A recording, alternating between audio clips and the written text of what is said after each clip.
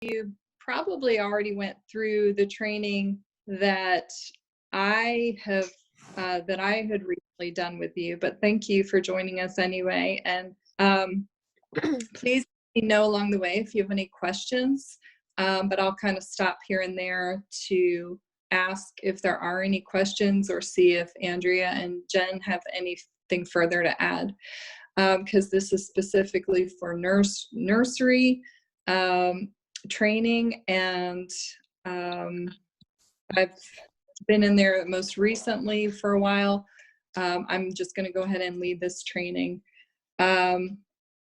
So one of the new things that we've done is incorporate these boards. I know when I was there, we were kind of in a transition time, and so sometimes they were getting used, sometimes they weren't. It kind of worked at first service, and then it took us a while to get all the second service cards in, but now they're all up, and we have 2 separate boards over by the on the toddler side, and then on the baby side there is that usual one right as you walk into that room from the toddler side. So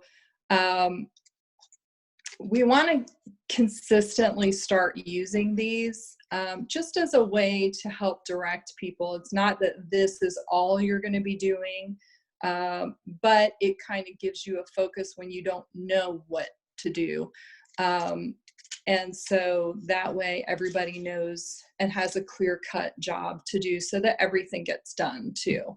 So I'll just kind of go through. Jen, is that okay if I'm just kind of going through what the cards are? Yeah, that's good. Just, what the cards are, when to fill them out, and just about, how everyone, because we haven't been implementing it. So just, making sure we do and everything.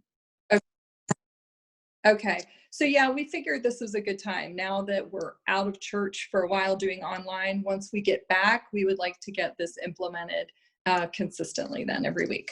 So what you're going to do, I'll just start with this one because this is all for service. So we have 3 different colors, and you would take one of each color, that's written on the board too. So you just kind of take one of each color, write your name there, and you would know that these are the things. And I would say, I don't know if there is presently somewhere to put them, or if you can put them off to the side, maybe once they're completed or something like that would be helpful probably. So we have A, B, and C. The A's are things like playing with the children. So reading to them in the reading area, playing with an activity of their choice, monitoring them at the slide. That's a big one. We kind of always need somebody when the kids are there. And then at the play table. So those are just some different options of things to do. One thing that I've always said as far as that is, if you have a certain child that has really gravitated to you and they want to go over to the slide, but you're not set to monitor the slide, I would still say go with that child, and then try to, if there's something else, an area that's being neglected, maybe you can tag team with somebody. But obviously just use a lot of common sense too. We don't want to be legalistic about it. Again, it's just a guideline.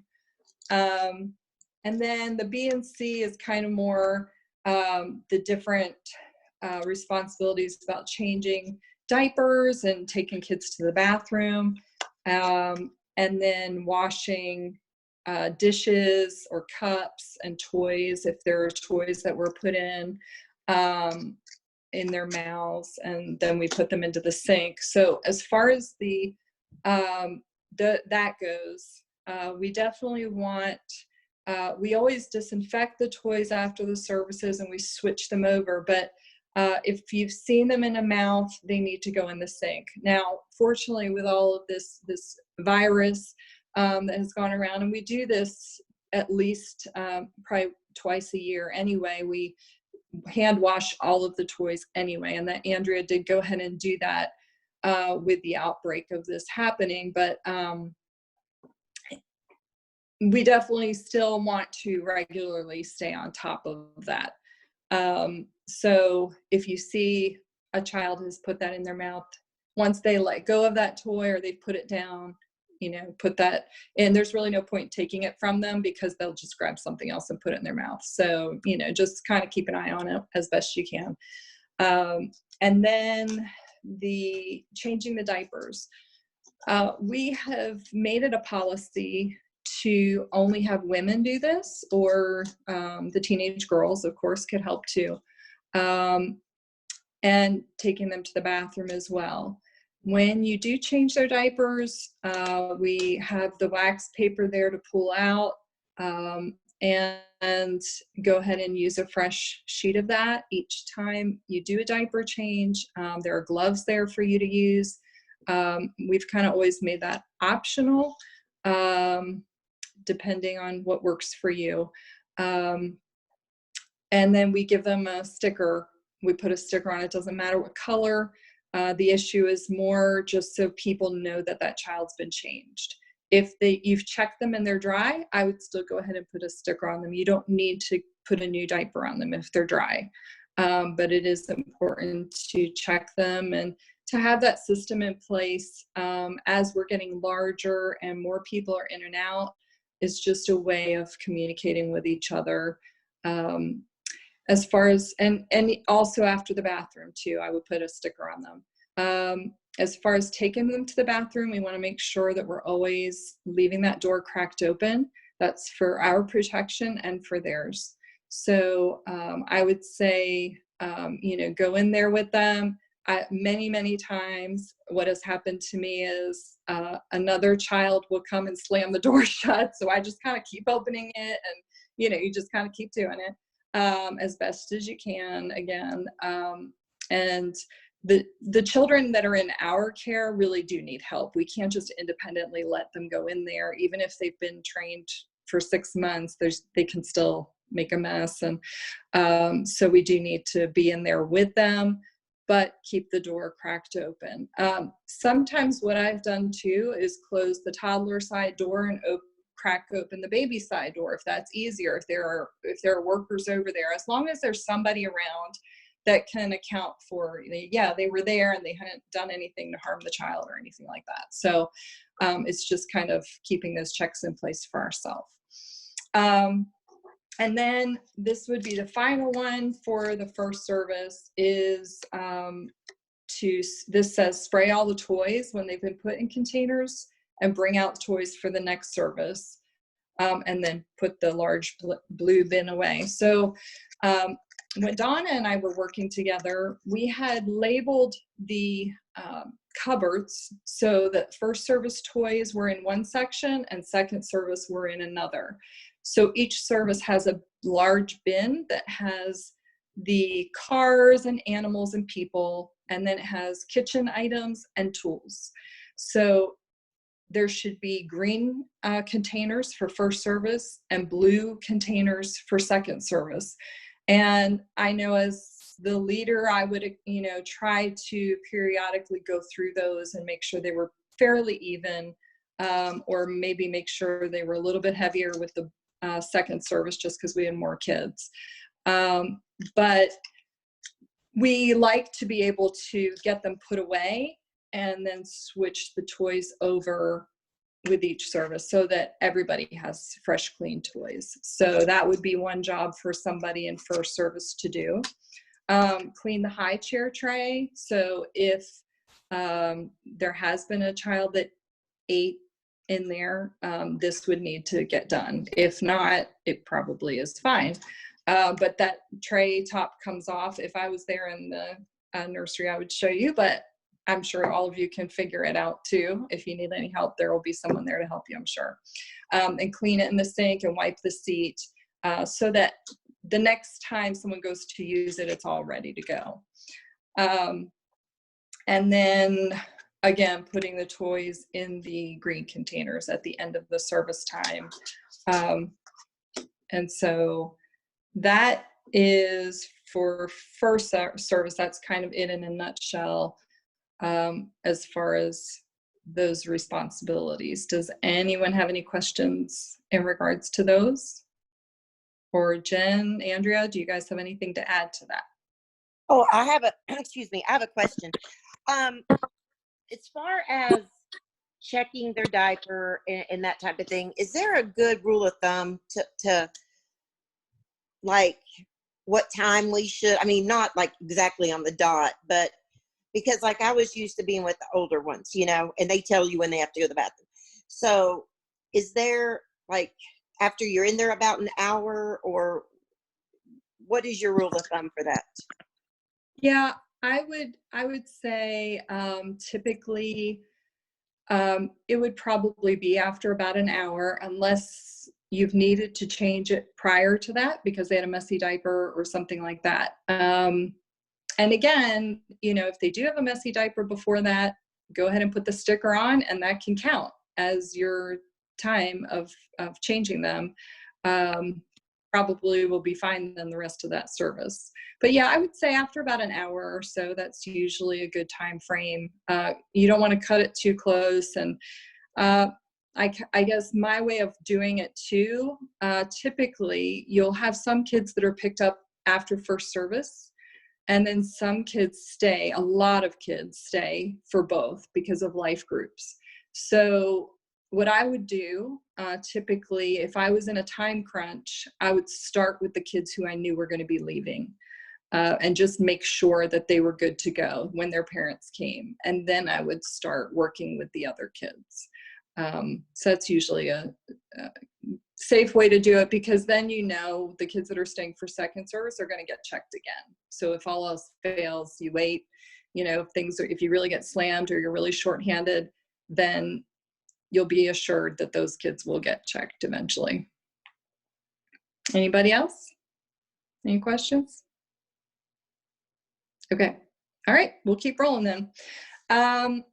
So for second service, it's very similar. It's just that the responsibilities are a little bit different, not completely, but a little bit. And I had these divided, some with baby side and some with toddlers, because we tended to split up more during the second service than we did during first. So I don't know if that will remain the case, but they're noted, and they'll be placed then on the baby side, if it specifically says baby. So feeding a baby, playing with them, changing their diaper. For the toddlers, it would be, you know, playing with a few children at the activity of their choice and monitor the children at the slide. So that really isn't any different than first service. So second service is unique in that that is when we teach the lesson. And I'll just say, with being the teacher, it is extremely helpful when my workers are just really initiate stuff on their own. So that's why something like this is helpful, that they don't wait for me to tell them everything that I need them to do. So one of the things it says to help children clean up toys before Bible class and get to class.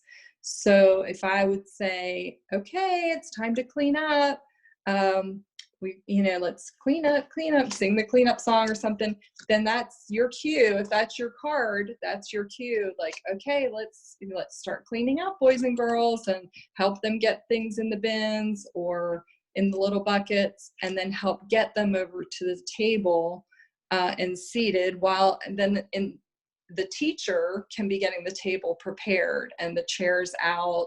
And as the kids are done, they can be coming on over then. So it's just a little bit more of a flow.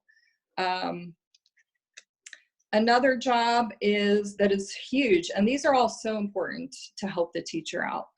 Getting the water cups from the kids' bags, labeling them, preparing new cups and snacks during the lesson. So we don't feed the kids until after the lesson, but in order for that to happen smoothly, somebody needs to be getting that stuff ready during the lesson. So rather than waiting for the teacher to request that, we've got someone who that's their job, and they know, okay, as soon as the teacher sits down with these kids, I'm going to start checking bags. I'm going to start checking their bags to see if they have a cup. to make sure there's no allergies.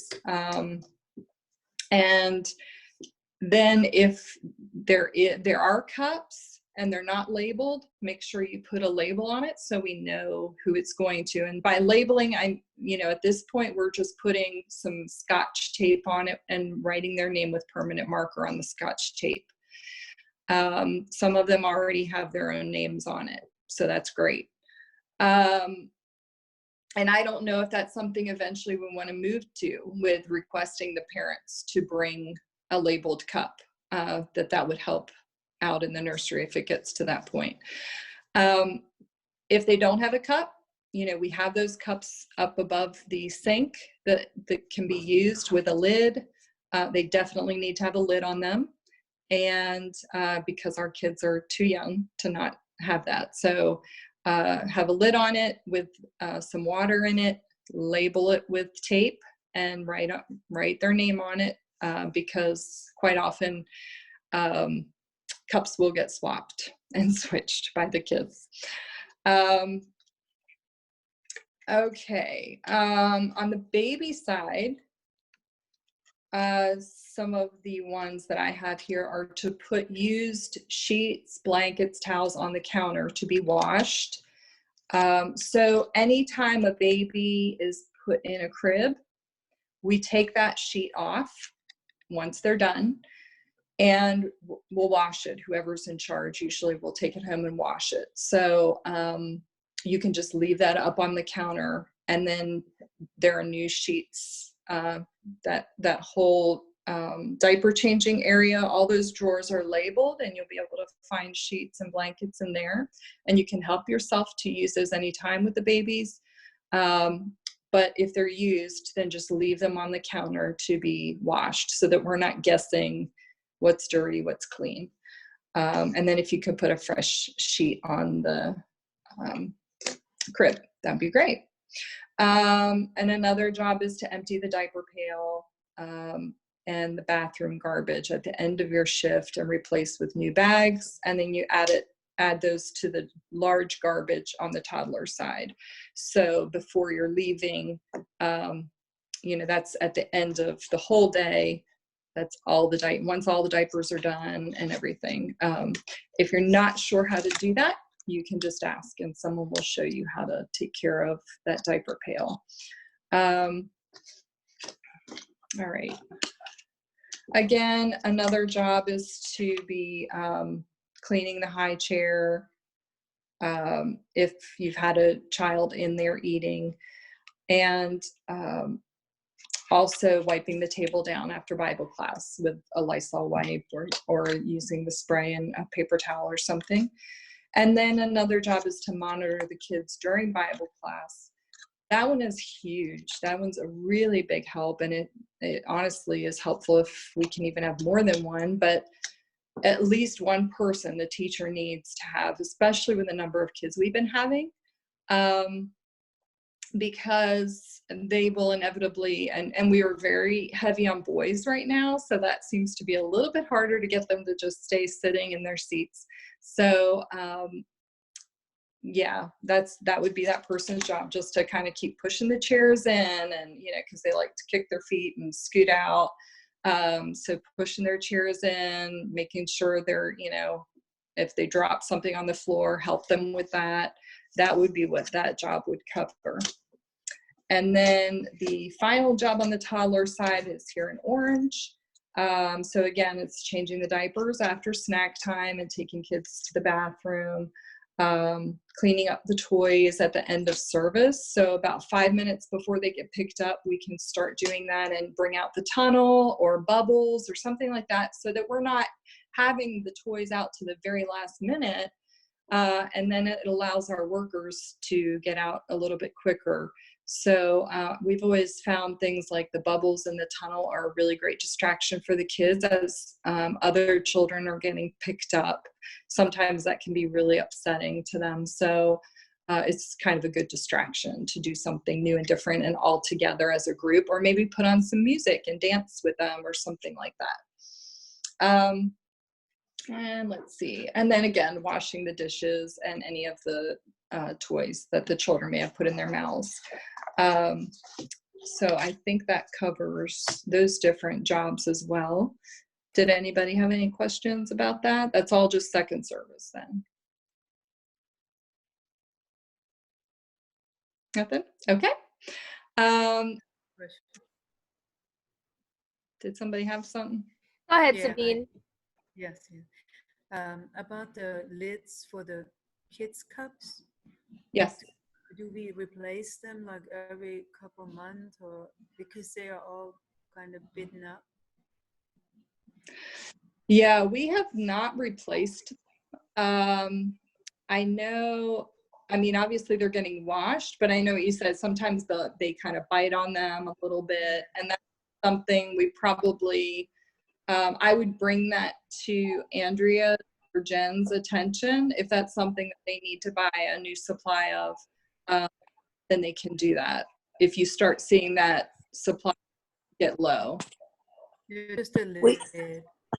And also if we realize, because I was new and I didn't really know what to do. So I was wondering if we see somebody hasn't taken this training yet, can we suggest that, kind of ask them, have you done the training or something like that? And then if they don't, kind of help them along. Yeah, we're Well, gonna I make think sure. Oh. Yeah, I was gonna say we're gonna make sure that everyone, in order to serve again in the nursery, you're gonna have watched this video. So, and that's one thing that we had tried to do before, was just to make sure everybody went through that first training. We didn't make it to where you couldn't serve if you didn't, but we are gonna say, like, until you serve again, watch this video so that we know everybody is on the same page. So it's a good refresher, and we definitely have the time. So. Right. And thank you for about the cup. Andrea had mentioned to me before this whole thing happened that we did need to look into buying some more tops, because the 3-year-olds are the same way. They chewed up theirs as well. So that is something that we are definitely going to replace. Thank you, Sabine. Thanks for those questions. I know that the check-in and check-out. Dale has a question. Oh, okay. There you go. Oh, hold on, Dale. I'm trying to unmute you. You might have to do it on your end. There you go. All right, I'm unmuted. Okay. Sarah, you might have been getting ready to talk about it because it was on the kiosk training about the on the baby side, the white sheets that the parents fill out to say what we need to do with the babies and, you know, that sort of thing. Were you going to talk about that? I know Jen, I think Andrea had mentioned that there is kind of something new that you guys were looking at. So I'm going to let Jen answer that. Okay.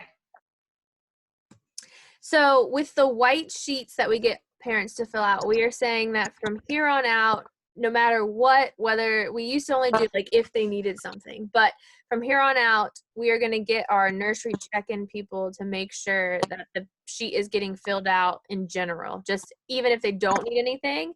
And so as a worker, just follow the sheet. So every child will have a sheet, so you'll know whether or not to feed them or change them. And then if the instructions are not on the sheet, and they have, like, say they have a bottle in their bag, but it does not say anything about a bottle on that sheet, then you do not get to feed them.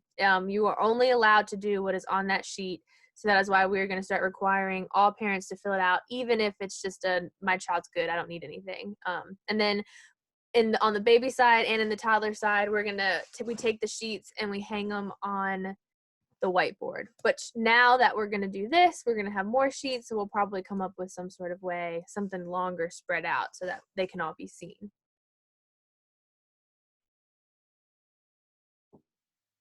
Okay. I just wanted to bring up a couple of extra details that aren't with these cards, but just some things that I had mentioned in the other training. Allergies. Those should be on the child's sticker.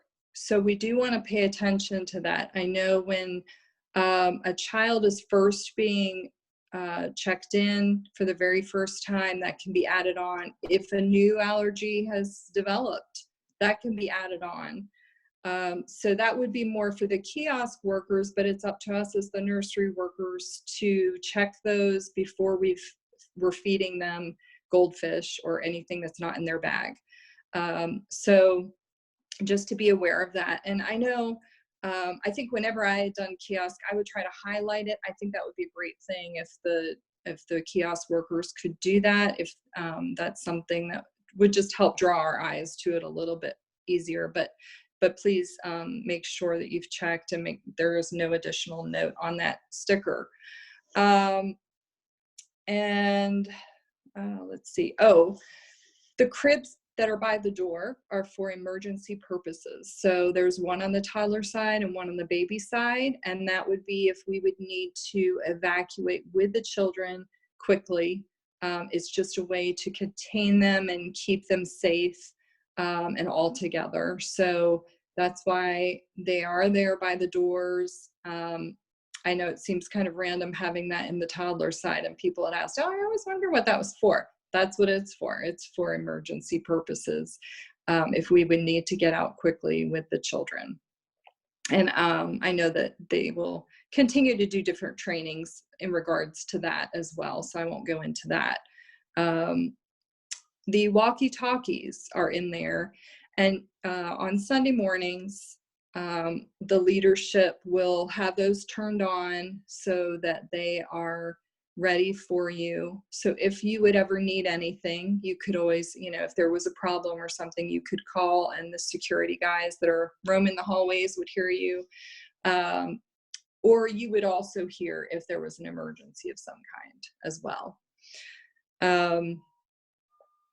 And as far as if there was a problem, you can call the parent on the wall unit. I assume that's still how we're doing it. And so that wall unit that's at the kiosk, right outside of the nursery, the numbers go up on the wall in the sanctuary. So for life group times, I think we had talked about maybe getting like cell phone numbers or something like that for parents, because obviously now people aren't always just in the sanctuary. So I would, I guess, Jen, I don't know if you have a more specific answer to that. Yeah, so if you call and you notice that it's been like 5 or so minutes and they haven't come yet, then go ahead and call me and Andrea, and our number, I believe we did change it from what it was. I think it's 999 now. I think so. 999 or 000, something like that. It's written on there though, but one of the two, it's written right on the actual thing. Do that, and then we'll come, and then because we have everyone's cell phone numbers in our phones already, parent wise, so we'll be able to get in touch with them. So, but never like leave the room yourself trying to find a parent. Always just call us on the machine or the parent's number first, and then try us if you can get them. Okay, so Jen, will there always be either you or Andrea in the sanctuary then? Because if we're calling and you're in, like if she's in the 3s and 4s, or she's in preschool and you're in Activate, and you won't see that number. Yeah. Do we just text you guys? I would say, yeah, to text us, because I do think that there are times that we both serve, so that is a good point. Either that, or two, I'll get with Steven and tell him anytime he sees it to text us, so that you don't have to try to pull your phone out. So Okay. I'll probably do that because he's very observant. So yes, Steven's on it. And he's yeah, for he's sure. quick. Yes. And I do want to just we do only have 4 minutes left, or it'll cut us out. So just want you to know. Okay. The only other thing I wanted to mention was discipline. And honestly, it's not something that I have to really worry about very often. But we obviously we never hit or spank children or anything like that. I've used the timeout method, which can be really difficult in a room full of children. Sometimes the timeout is sitting on my lap and I just hold them. They just can't get down and play, or, or just removed a little bit from the other kids. And that would be like if they've hit another child, and just talking to them, like, we don't hit, please say you're sorry, that kind of thing is usually how we try to handle those things. So that is all I have pretty much in a nutshell. So I don't know if anybody has any other questions, or Jen or Andrea would like to add anything else. I have one more thing to add. Oh, sorry. I'm just going to add it just so it's in here for the training purpose. But something new that we're implementing too is just that if you are in the nursery and you're working and serving in the nursery, you do not leave the room. Obviously, if you need to use the restroom, check with the coordinator who's in there working, but or the nursery leader, but do not leave the room. Even in that little like space between where the kiosks are, we have found that it's a little bit of a commotion when we have a worker on the kiosk doing their job, and then we have nursery people going out taking babies out to people. We've already prepped the nursery kiosk team, and they know their job and their responsibility is to call out kids into the room. It is the nursery worker's responsibility to then go get the kids' bags and the child and bring them to the kiosk worker and give them to the kiosk worker. And then the kiosk worker will take the child and give it to the parents, because it's just a lot of commotion and a lot of, things kind of going on in that little area. So the kiosk workers, that's their job. So everyone else, it's your job just to get the bag and get the child to the kiosk worker. Yeah, I think that was my only thing. So Sabine, do you have a question? Yeah, I just wanted to know, just in case we are right in the middle of a conversation and it cuts us off, you can just click on the link again and we all can get back on another 40 minutes, and you can do this all day long. That is good You to know. understand? I didn't know if you had to like reset the whole thing. So that's good to know. No, you just click on the same link again, what we just did. So if we get interrupted, and I'll just click on the same link again on the phone or wherever, we should all get back on within seconds. And then we can do another 40 minutes and another. Because the other day I realized that somebody was cut off like right in the middle, and it was a kind of a special situation. So we could come back on. Okay. Does anybody else have any other questions about anything?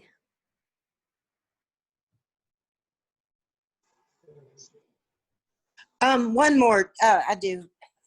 As far as attendance goes, Sarah, is there a person that we should designate to do that? I mean, because I noticed first service, it gets done, but when I'm picking them up, like on Monday, a lot of times second service doesn't always get done, and we really need that to be done. So I'll say we can add that to our card list. do you suggest just, so we can make that somebody's responsibility? Okay. Yeah. Okay, good deal. Good deal. Thank Debbie, you, Jen. did you have a question? White cards, if they are self-check-in, then how is kiosk person going to know what the baby needs? So even if they do, that's a good one. Even if they do self-check-in, when the baby's being dropped off, it'll still be the nursery kiosk worker's responsibility to ask them if they need anything. So that you'll still ask, even if they're already checked in, just be like, we need you to fill this out. So even if they're checked in, they still will fill it out.